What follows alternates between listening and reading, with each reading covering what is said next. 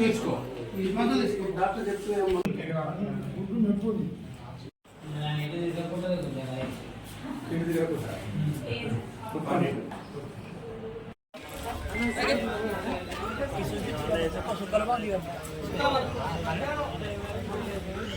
నమస్కారం.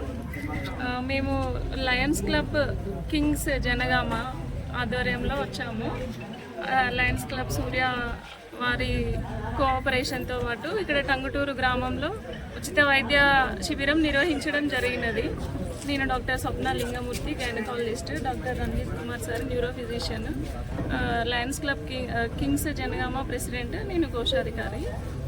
సో మిగతా వాళ్ళు మాతో పాటు మిగతా స్పెషలిస్ట్ డాక్టర్స్ అందరము కలిసి వచ్చి ఇక్కడ ఉచిత వైద్య ఆరోగ్య శిబిరం నిర్వహించడం జరిగింది. గైనకాలజీ వైద్యులు అందరం వచ్చి గ్రామ ప్రజలకు సేవలు అందించడం జరిగినది. దీనికి ఈ శిబిరం నిర్వహించడానికి సహకరించిన లయన్స్ క్లబ్ సూర్య వారికి, గ్రామ పెద్దలందరికీ పేరు పేరున కృతజ్ఞతలు తెలియజేసుకుంటున్నాము. గ్రామ ప్రజలందరికీ, పెద్దలకి అందరికీ నమస్కారాలండి. ఈరోజు ఈ లయన్స్ కింగ్స్ క్లబ్, లయన్స్ సూర్య ఈ రెండింటి క్లబ్స్ ఆధ్వర్యంలో మెగా హెల్త్ క్యాంపు నిర్వహించడం జరిగింది. సో దీంట్లో మల్టీ డిపార్ట్మెంట్స్, అన్ని రకాల వైద్యులు ఉన్నారు. దీంట్లో న్యూరో, పిల్లల వైద్యులు, గైనకాలజిస్టు, కంటి డాక్టరు, అందరూ స్కిన్ డాక్టర్ అందరూ కలిసి ఇది నిర్వహించడం జరిగింది. దీన్ని గ్రామ ప్రజలు కూడా అందరూ వినియోగించుకున్నారు.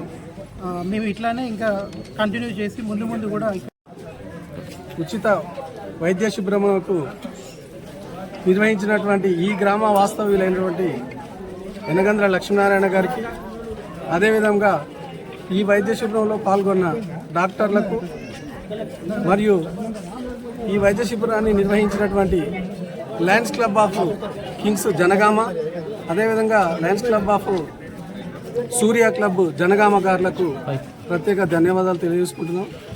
ఈరోజు ఇంత చక్కటి ప్రోగ్రాంను మా ఆధ్వర్యంలో నిర్వహించడం అంటే ఎంతైనా గొప్ప విషయం.